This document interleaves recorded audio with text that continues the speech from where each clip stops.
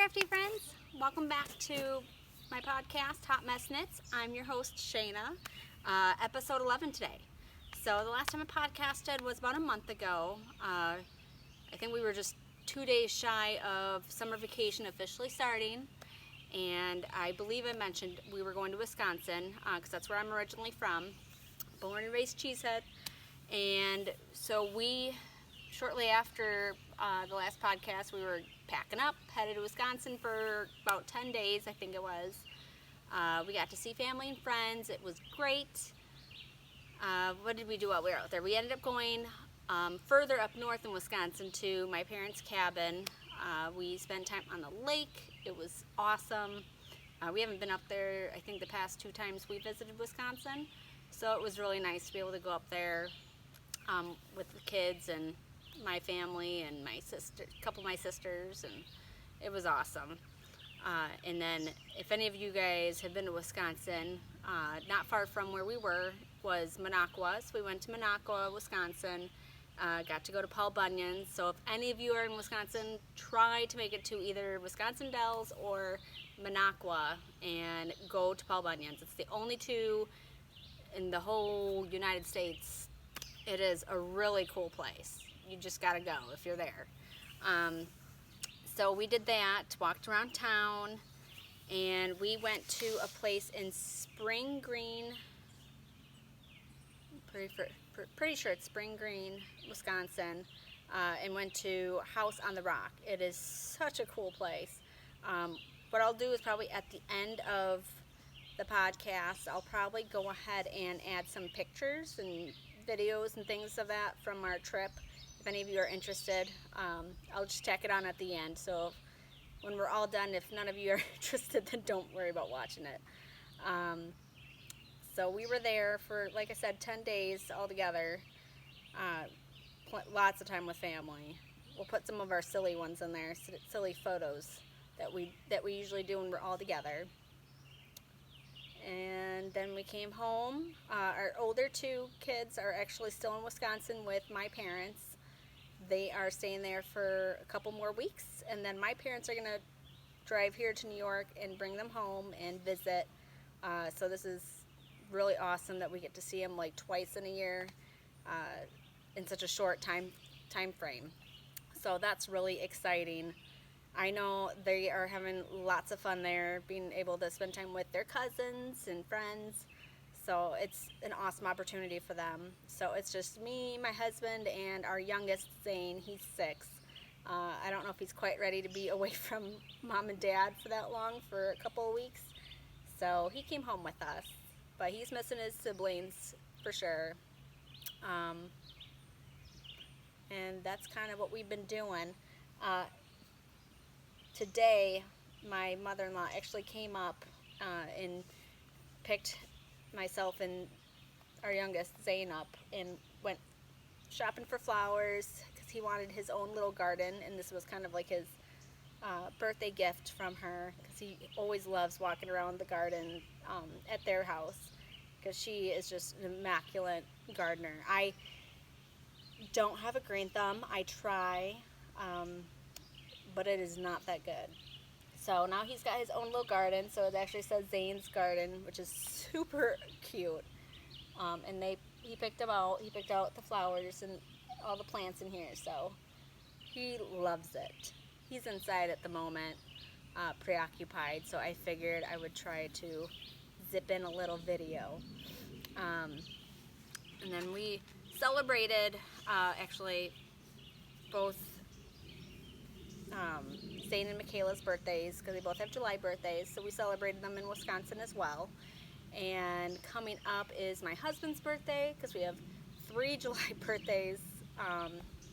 My youngest, my middle child, and my husband have July birthdays, and mine is going to be next month. So, and then my oldest, his birthday is in winter, which he hates that it's in winter, because it's hard to do anything real fun in the middle of winter, especially with the snow. But in any case, that's basically what we've been working on. And then I've been weeding since we got home, trying to take care of our multiple beds of garden, flower beds, I don't know what you want to call them. There are just so many on our property. They're huge, and it's just hard to stay on top of it, on top of wanting to craft, because that is usually higher on my list of things I want to do. So, in any case, there's a pretty monarch butterfly. I like watching them fly. We will switch over from talking about what I've been up to, and into crafting. I will start with what I've been most recently it's new that I've been working on. I have a couple of fleeces of baby doll South Down fleeces, and I decided that I would try a different method of cleaning, and it's the Suint Fermentation method. So what you basically do is you collect rainwater into a bucket or a tote. I didn't do that. I ended up just using the hose. Our well water, I think, is fed from a spring. We never have any issues with our water, so I'm assuming it should be okay. So I've currently got it in a bucket, sitting in the shade, because I don't want algae to grow in it. It's been in there for about a week. The first fleece usually takes a couple weeks. You got to leave it in there to ferment, and then any additional fleeces after you take that one out, the time shortens each time. So it should only take a week with the next one. I did make a couple videos that I will add either in here right now or at the end. I'll have to figure out which way I want to do it, but they'll be in this podcast video of kind of a look-see of what it looks like and whatnot. But moving on from there, I will go into finished objects. Why not? So I decided to have a sewing party by myself, party of one, before we left for Wisconsin, because I wanted to gift a couple of these to my mom.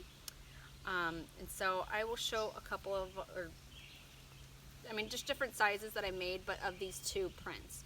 So this one is a really cute bento sushi bag. Let's say, I don't know, I should get a little closer here. So it's super, super cute. I hope I'm in the frame, because I have the screen not facing me. And then really cute little lemon bears. Here, let me see. Yep, lemon bears. Adorable. So that, I made a couple of each. So those are things that I actually was able to finish. And then I was working on Zane's socks, my youngest. They are dirty and full of hair. They need to be washed. But I wanted to be able to show you guys. I know I showed you the one sock last time, so I don't think you really need a close-up, because I know I don't want to show you the ridiculous amount of dog hair and cat hair on here, but they're finished. And he loves them. He's worn them several times, and I had to take them away and tell him that they need to be washed. And these were Socks for Little Wizards by Ann Kingston, made with Malabrigo sock yarn in Procyon. No, I don't care. You guys can see the hair, but it's just very cute. I need to make them a couple more pairs, just a smidge bigger, just to make them last a little longer, fit them a little longer. So that is a finished object, and that's all I have for finished objects. I do have a new whip that I did not have cast on at the time I podcasted last time. I think I started it probably cast on maybe a week after the last podcast. So this is the Raina shawl by Nora Backlund, and I used a yarn that I got in back when I had the Yarn Box subscription. It's by Mosaic Moon Birch, and it's in the colorway Cat's Eye. Let's see if I can get this to look a little nicer here. This looks terrible. Dun, dun, dun. So it's getting there.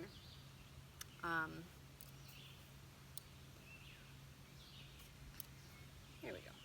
So that's about how big it is right now. I've got, let me look at my chart here. I've got 4 more rows of the mesh and then 3 rows of garter and then bind off. So I'm near the end, but I'm going to see how much I have left after I do those and see if I can squeeze in a couple more garter rows just to make it just a little bit bigger.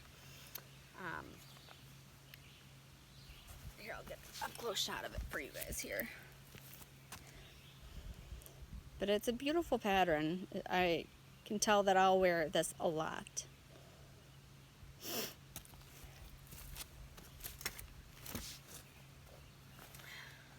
And then I did have a whip.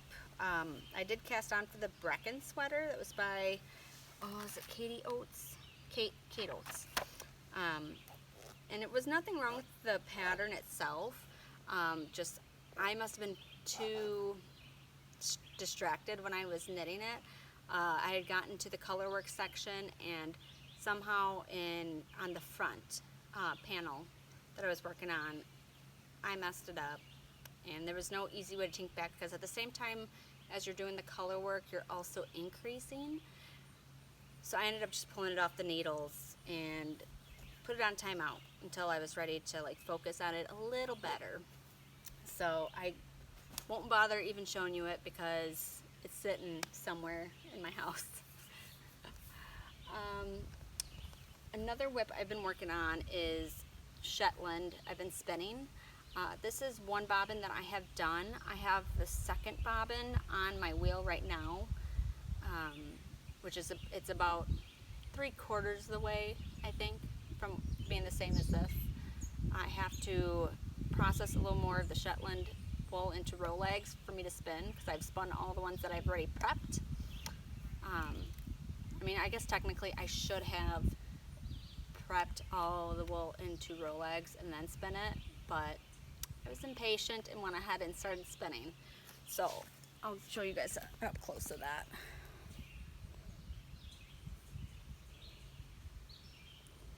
And that's Shetland wool that I've been working on, and then I'm going to apply them together is the plan. And then another project that I've been working on, this probably looks ridiculous. It's supposed to be this weird mythical creature that my daughter found a picture of on the internet. It's supposed to be a fox with bunny ears into like a dragon body and a foxtail, I think. It's a weird combination of things. So I was trying to get it done for her birthday. It didn't happen, and there's no pattern. I'm totally freestyle winging it, trying my best to make it. I can already tell that the snout is probably too long for a fox, but I'm not going to tink back. It'll be alright. Be one of a kind. So that's that. And then I'm going to talk about the Brecken sweater. Was going to be my Rhinebeck sweater. I'll probably still cast that back on, but I'm a little nervous about whether or not I will get it done in time for Rhinebeck. I mean, I know we have all of August, September, and then most of October. Or no, it's in September. So I'm running out of time quick, but I found another pattern that I think I'm going to do, just because I already have the yarn. I just have to buy the pattern, I need to do a gauge swatch first. But this is, I don't even know how to say this. It's Italian, dive. It's like dive, but I have no idea. Tessio. I got this at a sale. It is wool and microfiber. So I have 6 balls of this. So the plan is to make the Ursa cropped sweater by Jacqueline Cieslak. I may have mispronounced that. I'm sorry. Which I've seen her Instagram post and people sharing it, and it is beautiful. It's great for all sizes and bodies. Oh, my phone's gonna go. But it's gonna be a great autumn color, fall color, which I'm excited for. Let me make sure that's in focus. So I'm hoping that I can whip this up fairly easy and that I can understand the pattern well enough that I can kind of zip through it and have my Rhinebeck sweater ready. And if there's time, I'm certainly casting on for a second sweater, because then I can wear 2 Rhinebeck sweaters. That would be awesome. But ideally, this one I want to make sure I can do. And it's a bulky weight, so that should work up really fast. And I'm excited to wear it over like a cute dress and leggings at Rhinebeck, depending on how the weather is. So we'll see. And then last but not least, I'm going to show acquisitions, but I didn't buy it. So it's a prize I won. So last month I showed the June brewski from Brew City Yarns. Awesome giveaway that I won, that I got their special brewski that's for June, July, and August. So I've not seen August yet, and I love both of these so much. It was like the Melantini, and then this one is Party in the USA. It is on the Martini yarn blank. It's finger and weight, 75% superwash merino, 25% nylon, 460 yards. I have been thinking about, do I want to make this into a shawl? Do I want to do socks? Do I want to make a sweater and have this be like the color work? It would be so neat to see how that would work up. I have not yet decided. I'll show you guys a close-up here.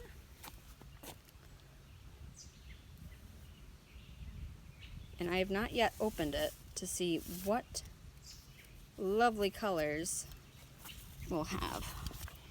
Oh. So Brew City Yarns. I think I'll be all right here. Oh my goodness. You guys, I can't even look at that. Whatever I make is going to be amazing with this yarn. I can already tell. Let's see if I can do a...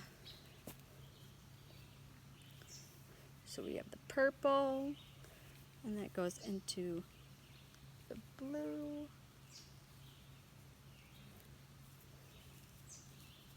I hope it's catching it okay. To the green. And it's got the awesome just splotches, speckles of darker color, which looks like a deep blue. And this is like the white and blue and a little bit of the red together. And there's orange flecks and yellow. And then we have the yellow.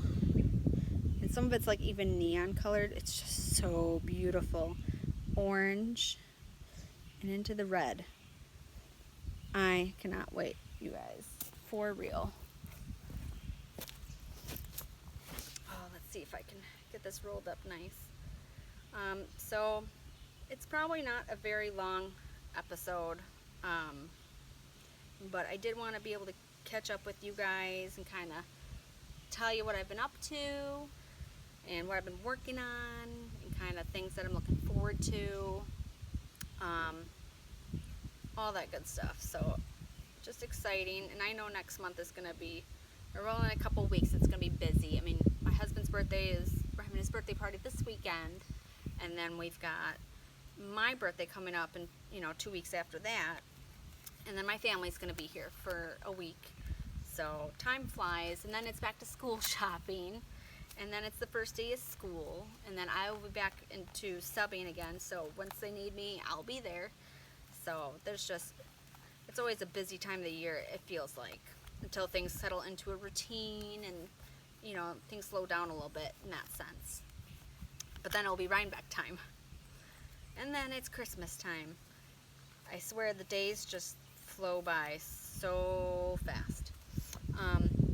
One last thing, since we were talking about acquisitions, that was a surprise, but I've been wanting a basket like this since I have seen them all across Instagram. They're so neat. While we were in Wisconsin, we went to a thrift store, Suint Vincent, in, I think it's considered Greenfield, and $5. It's in good shape. It's, you know, it doesn't show any signs of real wear and tear. And the one thing I really like about it is it's so tight woven that I feel like things won't fall through, as opposed to a typical wicker basket where you can see the holes and things fall through and needles fall through. But this, I have not seen anywhere, thrift store wise or anything, other than like just your typical wicker baskets. I don't know what this is made out of. Maybe it's the same as wicker and it's just more tightly woven. I don't know. But it is a beautiful basket and a steal of a deal for $5. I'm telling you guys. I figured it'd be an awesome basket to have stuff to store in. I wish they had more of these there, because I would have bought them up and used them all around my house. But anyway, guys, that's going to be it for now. I will try to catch up with you guys again towards the end of next month, after my birthday. We'll see how crazy things are and see what I can get done to be able to have something to update you guys with. So until then, guys, peace out. Hey guys, so you see here I've got this big bucket with a cement block on top of it. What I'm doing is the Suint Fermentation method for cleaning my wool. I've got the first fleece in there right now. It's been in there about a week. I'm about to check it and pull a couple locks, rinse, and see what it looks like, and figured I'd let you guys come along on my adventure of trying to clean like 4 fleeces that I have that need to be cleaned. So one down. The nice thing is it takes usually a couple weeks for the first batch, but after that, each fleece afterwards is only like a week to clean, I think. Maybe I have that wrong. Maybe it's a little less than a week. No, I think it's about a week. So I mean, it's fairly quick, and then you pull it out and rinse it and all the normal stuff, but it's supposed to do a better job at cleaning, so we'll see what happens. Alright guys, so this is what it looks like. It smells so bad. Farmy smell, I guess. I'm not even sure if that would be enough to put it. My husband was kind enough to put some waterproof caulk on the holes because I was getting bugs in here, which that's just nasty. You can see that there's that filmy look on top. That is supposed to be the lanolin in the fleece. So I'm going to pull a couple pieces of a couple locks out and take it over by the hose, and we're going to see what it ends up looking like. Alright guys, I haven't rinsed it yet. There is definitely a lot of vegetable matter in here. It was a uncovered fleece, but you know, whatever. I don't mind the work. So that kind of gives you an idea of what it looks like before I rinse it. It probably needs another week in the bath, but in the fermentation bath. But let's give it a rinse and we'll see what happens. Alright guys, let's see what happens.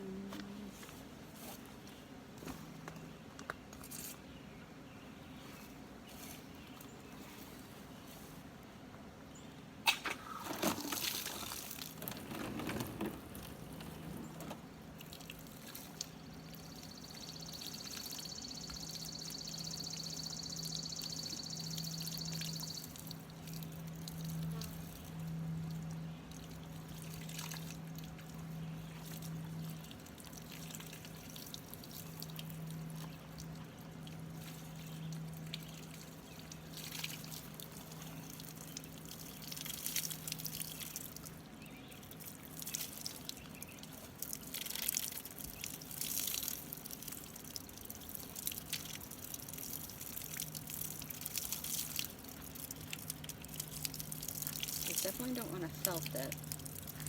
I'm trying to keep it on a slow trickle here.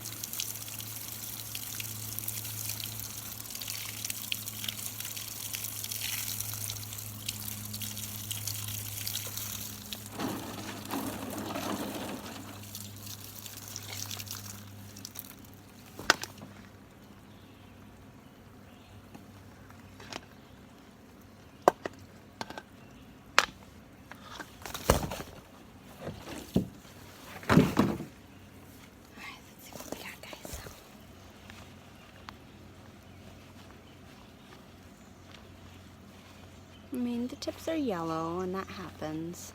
And obviously, some of the grime in here. I'm gonna set it out in the sun for today to dry, and we'll see what it looks like. I mean, it can actually change a lot when it sits in the sun. It probably helps bleach it out, I'm sure, a little bit, but it helps it dry faster.